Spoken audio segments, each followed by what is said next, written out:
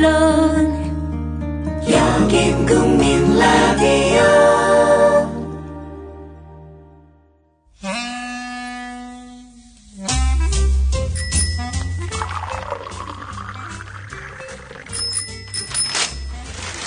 아침 신문 귀로 읽으세요. 김용민의 조간 브리핑. 뭐 드시겠습니까? 잠깐만요. 야, 10월달에 신촌에서 뭐 재밌는 거 한다며. 그 개천하는 페스티벌. 맞아요. 페스티벌 3. 2014 페스티벌 3. 그게 뭡니까? 뮤지션들 18팀이 펼치는 뮤직 페스티벌. 언제? 어디서? 10월 25일 토요일. 신촌 연세로 차 없는 거리에서 오후 2시부터 하루 종일. 노래만 하는 거야? 아니요, 거리 퍼포먼스랑 만화가들의 캐릭터처 아트마켓도 열린대요. 가만히 있지 않겠다는 사람들 다 모여. 제목이 뭐라고요? 2014 페스티벌 3 많이 놀러오세요. 안녕하세요, 전창걸입니다. 술 마신 다음날 새싹당 콩차 한 스푼을 뜨거운 물 1리터에 우려서 마셔보세요. 한 30분 지나면 내가 어제 과음한 사람이 맞나 의심이 들 정도로 숙취 해소에 도움이 됩니다. 첫 번째 제품 가격에 부담 느끼시는 분들 계셔서 이번에 포장 비용을 줄이고 부담도 줄인 새싹당 콩차를 새롭게 출시합니다. 인터넷 다음에서 새싹당 콩차를 검색하시고 전창걸닷컴으로 오세요. 전화문의는 070-8635-1288, 070-8635-1288로 전화주시면 되고요. 인터넷 판매는 언제든지 전화문의는 업무 시간에 해주시기 바랍니다. 왜 너만 멀쩡해? 다른 대로 돼? 똑같이 3차를 달렸어. 삼겹살에 소주로 시작하고 호프로 2차 가고 마지막 포장마차까지. 다들 정신을 못 차리는데 왜 너만 멀쩡한 거야? 다른 대로 돼! 살균 탈취제 요즘 많죠. 향기도 다양하고 성분도 다양한데 우리 아이들 방에 그냥 뿌리기에는 마음에 좀 걸려요. 향기는 좋은데 안심해도 되는 건가요? 아이들이 얼마나 민감한데요. 우리 아이들 방에 뿌리는 건 안심하고 믿을 수 있어야 될 것 같아요. 이제 우리 아이 방을 자연 휴양림으로 만들어주세요. 피톤치드 캡슐 톡톡. 강력한 천연 항균은 기본. 피톤치드의 향기로움을 더해 기억력과 집중력을 향상시킵니다. 베개의 톡톡, 이불의 톡톡. 피톤치드와 함께 편안한 잠자리 톡톡. 검색창에 네이처 아이를 검색해보세요. 전국 약국에서도 판매 중입니다. 냄새 좋지? 엄마, 냄새 좋아. 네, 10월 17일자 아침 신문 중에서 살펴볼 기사들 짚어보겠습니다. 김용민 PD의 조간 브리핑입니다. 안녕하십니까? 네, 안녕하십니까? 예. 국민건강보험공단 이 국감 소식이 주요 뉴스로 좀 많이 다뤄진 것 같습니다. 예, 그렇습니다. 사실 뭐 일반적인 개인정보, 이름, 주민등록번호, 주소 이거보다도 더 프라이버시에 해당하는 것이 바로 개인의 그 건강정보 아니겠습니까? 예. 내가 병원 어디 갔다 왔는지, 무슨 약 탔는지, 예. 이게 다른 사람에게 노출된다는 거 충격적이죠? 예. 카카오톡 검열 등이 논란이 되고 있는 가운데 검찰과 경찰이 국민건강보험공단의 개인 의료 정보를 하루 평균 2,600여 건씩 받아보고 있는 것으로 나타났습니다. 지난 4년 6개월, 그러니까 2010년 1월부터 2014년 6월까지 모두 435만 1,507건의 의료 정보가 검찰과 경찰에 제공됐습니다. 하루 평균 2,649건에 이르는데요. 예. 법원에서 영장을 발부받아야 가능한 계좌 추적, 통신 감청 건수와 비교하면 이 의료 정보 제공 건수가 현저하게 많습니다. 계좌 추적과 통신 감청은 하루 평균 953건, 이건 계좌 추적이고요. 통신 감청은 6.8건입니다. 수사기관이 건보공단에다가 의료 정보를 요구하는 명분은 수배자나 실종자의 위치 파악, 보험 사기 같은 범죄 수사입니다. 그러나 수사 목적이 기재된 공문을 받으면 건강검진 결과, 병명, 진료 날짜, 의료기관명 이런 것들이 담긴 정보를 제공합니다. 가장 민감한 개인정보가 지나치게 손쉽게 그것도 대량으로 수사기관에 넘겨지고 있다. 이런 이야기입니다. 예. 수사기관에 대한 건강보험공단의 의료정보 제공은 의무사항이 아니라고 합니다. 그런데도 건보공단은 외부기관 개인정보 자료 제공 지침을 따로 두고 의료정보 제공에 도리어 적극 협조하고 있는 겁니다. 예. 제공하고 나면 당사자에게 우리가 수사기관에 이런 정보 제공했다 통보해 줄 리도 없잖아요. 그렇죠. 예. 남몰래 그냥 가져가는 거예요. 얼마 되지 않았습니까? 그 거리에서 체포된 적이 있는데. 네. 그러면 김용민 PD의 정보도 제공됐을 확률이 높다고 봐야 되겠네요. 뭐 제 건강에 제가 두루두루 다 말씀드리고 다니니까 예. 비만에다가 고혈압에다 당뇨 뭐 세상이 다 아는 사실이긴 하지만 예를 들어서 제가 무슨 성병이 있었다든지 이런 것들이 다 이렇게 알려지게 된다면은 이게 낭패죠. 예. 예. 또 소재 파악을 위해서도 이런 정보들을 요구했다. 근데 소재 파악하는데 왜 뭐 주변에 어떤 병원이 이용했는지 뭐 이런 거 파악하려고 그러는 건가요? 보통 이렇게 또 현금 인출하고 하면은 예. 어디에 있다. 예. 위치 추적하는 거죠, 한마디로. 예. 참 이거 그래서 경향신문 일면에 주목할 만한 그런 기획 기사가 있습니다. 헌법에 보장된 IT 기본권을 찾자. 이런 제목입니다. 예. 지금 우리 헌법을 보면 말이죠. 표현의 자유, 사생활 침해 금지, 통신의 비밀 침해 금지 이런 것들이 다 보장되고 있습니다. 그런데 최근에 카카오톡 사이버 검열이라든지 오늘 소개해드리고 있는 건보공단의 개인 의료 정보 제공 이거 반헌법적 행위 아닙니까? 예. 현행 형사소송법상 압수수색은 서류, 장부 등 실제 물건, 눈에 보이는, 손에 잡히는 그 물건을 가져가는 아날로그식입니다. 2011년 디지털 증거 압수수색 절차와 방법을 규정한 조항이 마련됐지만 수색 범위를 특정하기 어렵고 방법도 구체적으로 명시하지 않습니다. 한계가 많은 거지요. 압수수색 영장에 나온 범죄와 관련 없는 사생활이 침해될 위험이 상존하고 있는 겁니다. 그래서 시대 변화에 맞도록 사법체계에다가 IT 기본권을 도입해야 한다는 목소리가 나오고 있는데 현행법과 제도가 기술 발전을 따라가지 못한 측면도 있지만 기본적으로 정부가 과연 의지가 있느냐 이 부분 아니겠습니까? 예.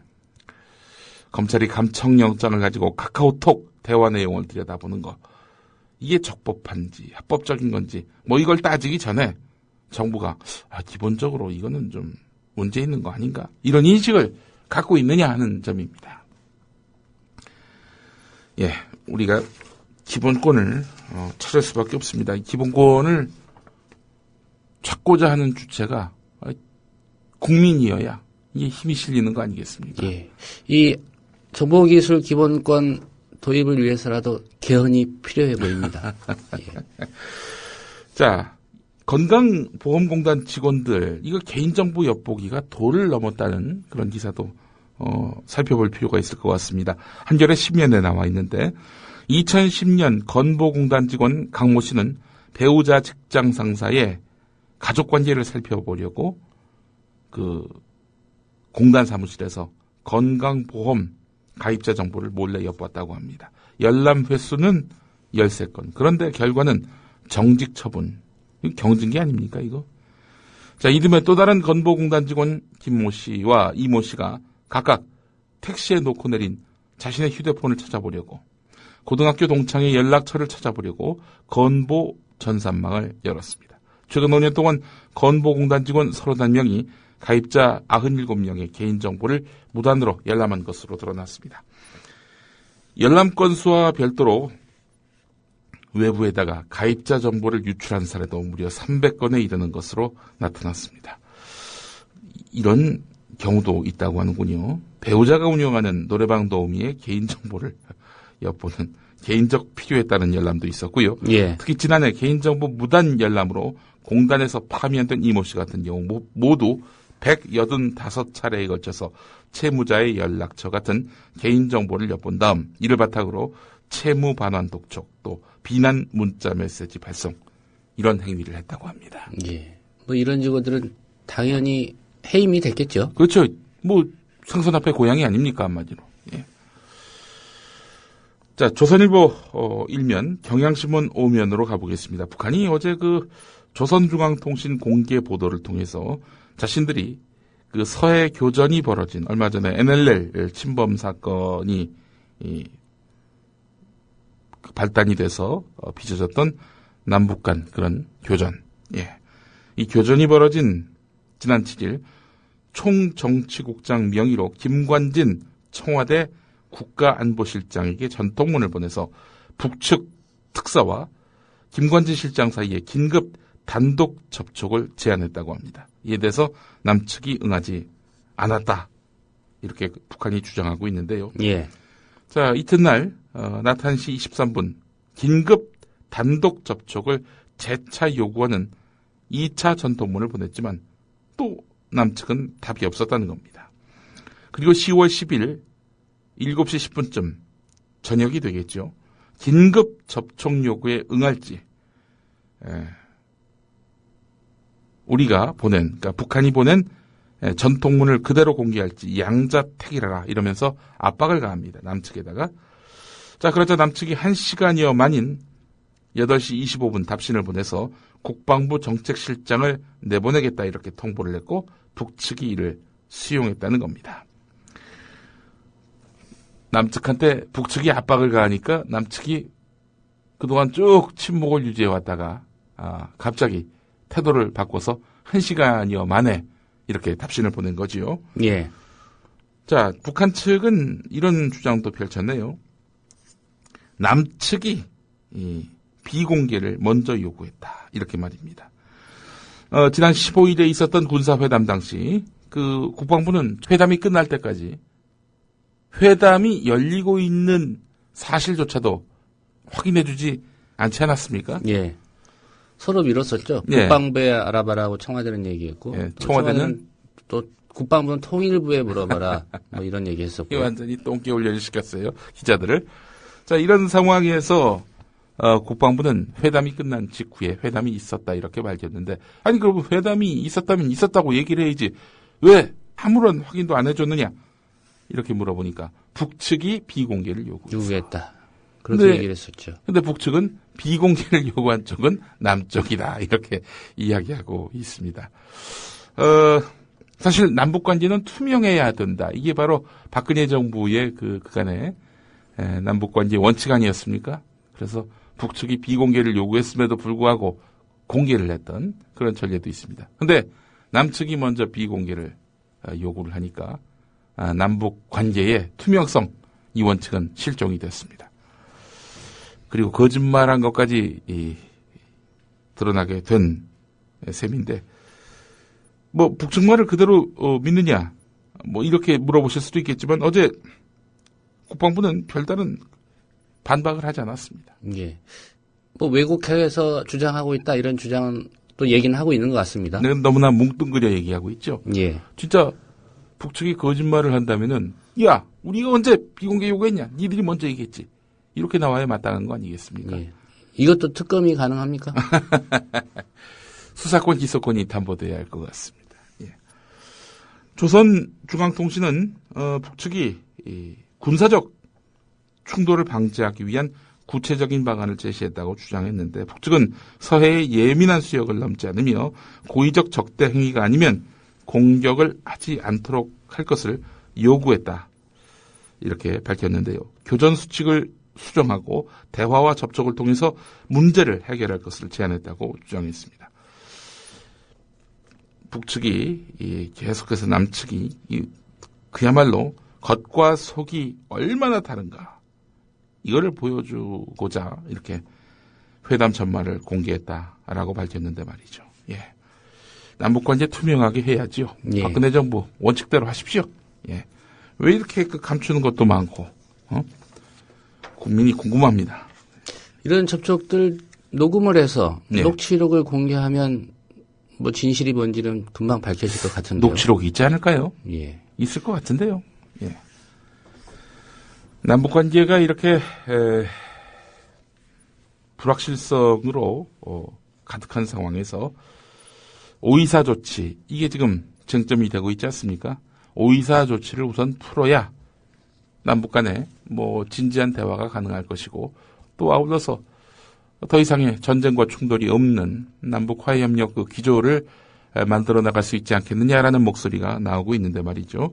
5.24 조치, 이게 바로 천안함 사건 이후로 남측 정부가 대북 제재 차원에서 이렇게 시행한 조치 아니겠습니까?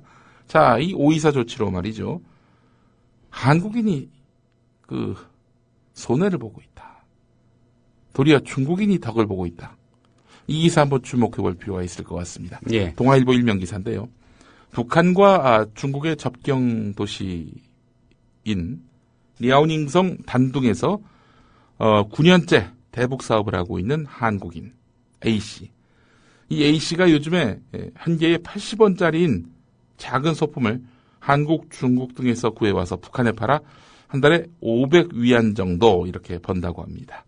5.24 제재 조치 이전에는 한 달에 최소 6만 위안을 벌었는데 지금은 500위안이라는 겁니다. 단둥에서 만난 이 한국인 A씨는 5.24 조치 때문에 미수금이 230만 위안 정도 발생했지만 한 푼도 받지 못했다. 이렇게 말했습니다.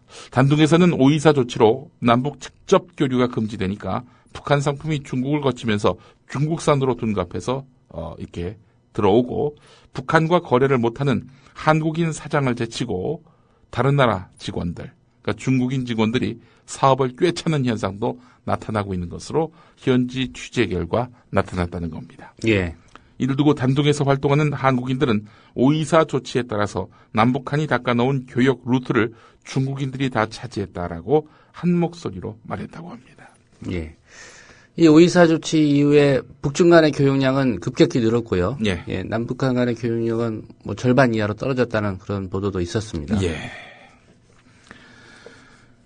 김무성 대표가 나흘간 중국 방문을 했죠.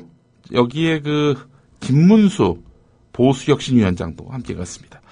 근데 출국 전에도 의문이 제기됐습니다. 당 지도부도 아니고 국회의원도 아니고 중국 통도 아닌 그가 뭘 할 수 있겠냐 하는 겁니다.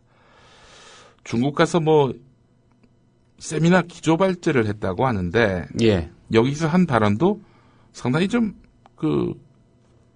봉창 두드리는 멘트다. 이런 평가가 나옵니다. 오늘 경향신문 3면에 나와 있는데 중국 공산당 간부들 앞에서 문호동 부임금을 거론했다는 겁니다. 사실 문호동 부임금 이게 중국 공산당 체제가 다른데요. 예. 어찌 보면 북한과 같은 색채의 공산당 아니겠습니까? 그런데 거기 가가지고 문호동 부임금을 이야기한 점도 그렇지만 일단 문호동 부임금 이거는 이제 저거거든요. 국회가 공전 상태일 때, 국회가 할 일을 안 할 때 의원들 세비 지급을 중단하는 그런 문호동 무임금입니다. 그런데 이게 새누리당 안에서도 동의를 구하지 않은 사안입니다. 그냥 세비를 삭감하는 정도가 아니라 그 세비를 동결하자. 이런 안 정도로까지만 진전된 건데 이게 김문수 위원장이 문호동 무임금까지 얘기했단 말이죠. 예. 너무 나간 거죠. 저는 중국의 소방체계나 119 응대체계 점검하러 간 줄 알았는데 그건 아니었군요. 예, 그건 아니었습니다. 김문수인데 이런 일도 없었고요. 예.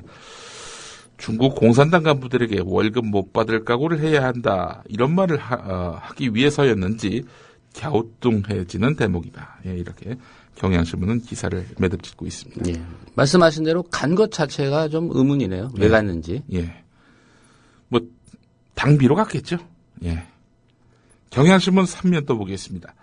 이번엔 일본 이야기인데요. 외교부 정례 브리핑에서 노광일 대변인과 일본 기자들 사이에서 설전이 벌어졌다고 합니다. 최근 가토다스야 산케이 신문 전 서울지국장을 대통령 명예훼손 혐의로 검찰이 기소를 하니까 외교부 안에서는 일본 기자들과 한국 외교부 대변인 사이에 설전이 심심치 않게 벌어지고 있는데 예. 자, 어제는 무슨 일이 벌어졌느냐. 가토 전 지국장 출국 금지 연장과 관련해서 한국 정부의 입장을 일본 기자들이 아주 집요하게 물어봤습니다. 이번 사건의 당사자인 산케이 신문 소속 기자가 대한민국이라는 나라는 인권 국가라고 말할 수 있느냐. 이런 질문을 던졌어요. 예, 도발적인 질문인데 순간에 이 브리핑룸에 한국 기자들과 노광일 외교부 대변인의 표정이 일그러졌습니다. 사실 한국 사람들은 민주주의에 관한 일본을 앞선다는 그런 자부심을 갖고 있지 않습니까? 한 번도 제대로 된 민주화 과정을 거친 적이 없는 일본의 정치 체제를 진정한 민주주의로 인정하는 사람은 없습니다. 우리는 여러 번에 걸친 민주혁명도 있었고요. 예. 그리고 민주혁명은 한 번밖에 없었군요. 예. 여러 차례에 걸친 국민들의 민주주의를 위한 요구의 목소리들이 쏟아져 나왔고. 예. 여러 차례 쿠데타는 있었죠. 여러 차례 쿠데타도 있었군요. 예. 자, 산케이 사건은 이런 한국민들의 일본에 대한 정치적 우월감을 한꺼번에 빼앗아 갔다는 그런 평가가 가능하다는 겁니다. 이제 한국은 한 수 아래 민주주의 국가인 일본 사람들에게 그것도 삼류 언론이라는 평가를 받고 있는 산케이 신문으로부터 민주주의, 인권에 대한 훈수를 듣고 조롱을 받고 있다는 거지요. 이를 지켜보는 한국 기자들의 심정은 참담하고 고통스럽다고 경향신문 기자는 기자 메모에서 이렇게 밝혔습니다. 예. 이명박 전 대통령이 재산을 출연해서 만든 재단이 있죠. 청계재단. 청계가 MB의 아우라고 하더군요. 예. 자, 이명박 전 대통령이 재산을 출연해서 만든 청계재단에 대해서 서울시 교육청이 차입금 상환이 미진할 경우 재단 설립 취소까지 경고할 것으로 알려졌습니다. 이게 무슨 얘기냐? 청계재단은 MB의 빚을 갚느라 장학사업을 줄이고 있는 상황입니다. 아니, 우리가 알고 있기로는 청계재단은 사회에 헌납한 거 아닙니까? 근데 왜 MB의 빚을 갚을까요? 자, 이 새정치민주연합 박홍근 의원이 서울시 교육청이 청계재단 차입금 문제와 관련해서 청계재단이 2015년 11월까지 약속한 차입금 상환 계획을 이행하지 못하면 재단 설립의 취소를 검토할 수 있다고 엄중 경고하겠다 이렇게 답변했다고 밝혔습니다. 예. 조희연 서울시 교육감이 어제 국회 교육문화체육관광위원회 국정감사에서 박홍근 의원 문제 제기에 대해서 필요하다면 청계재단 법인에 대한 실태조사를 하겠다 이렇게 답했습니다. MB의 부채 때문에 장학금 규모가 감소하고 있다 이렇게 말씀을 드렸는데요. 청계재단은 설립 과정에서 MB가 건물을 담보로 대출받은 30억의 빚을 떠안았습니다. 이후에 청계재단은 빚을 갚기 위해서 은행에서 50억을 대출받았다고 하는군요.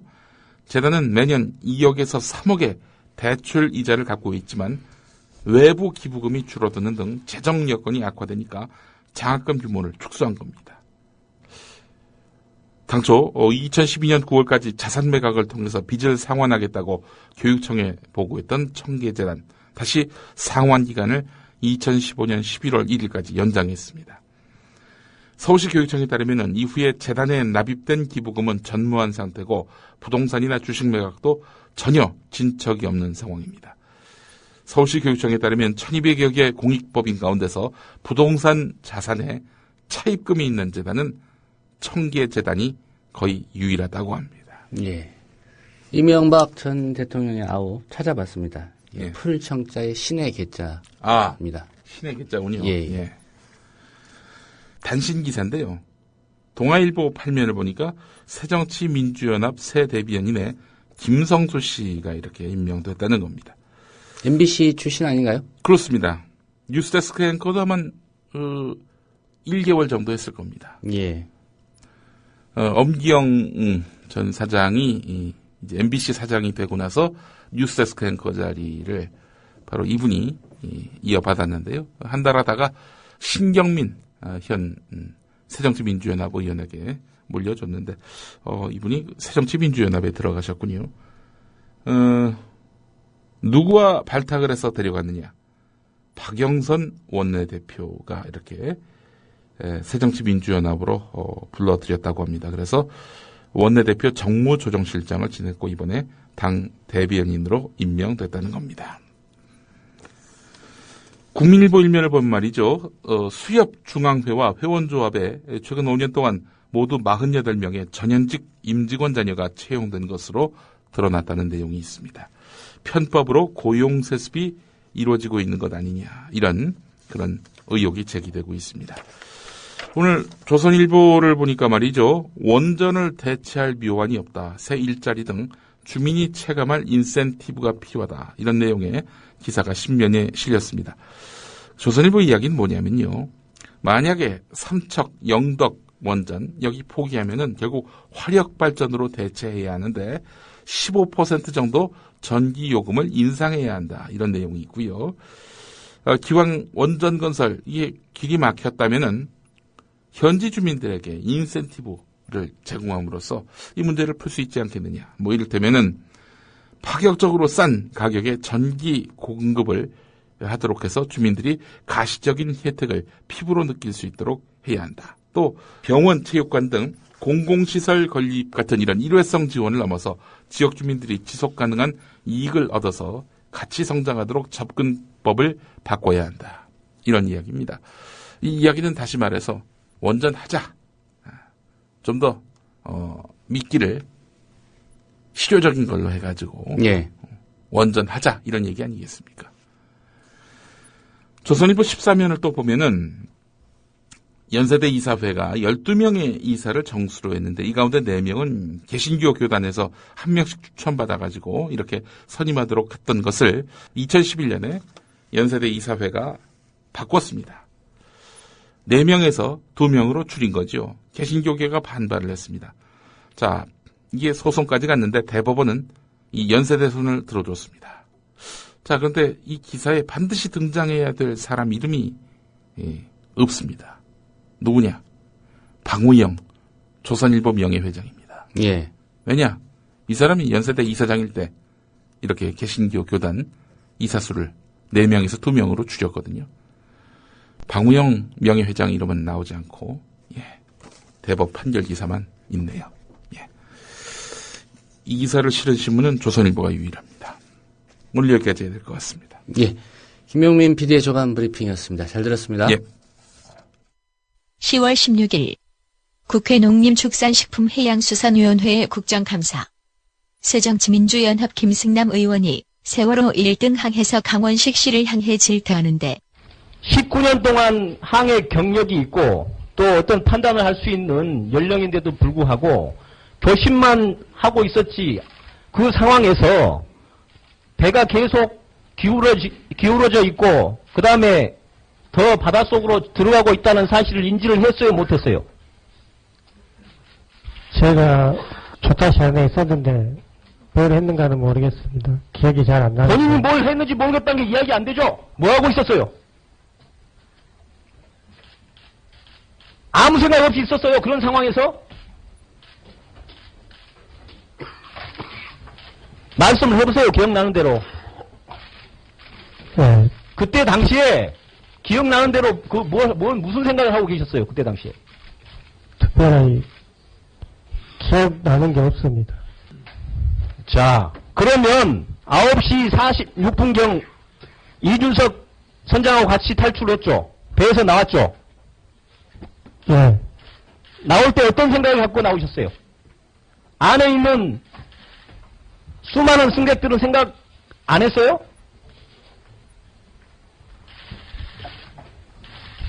그때 했어요, 안 했어요? 해경에서 빨리 타락해서 정신없이 그냥 타버렸습니다. 아니, 그러니까 해경에서 빨리 타라고 했다 손 치더라도 안에 있는 승객을 생각을 했냐고 안 했냐고?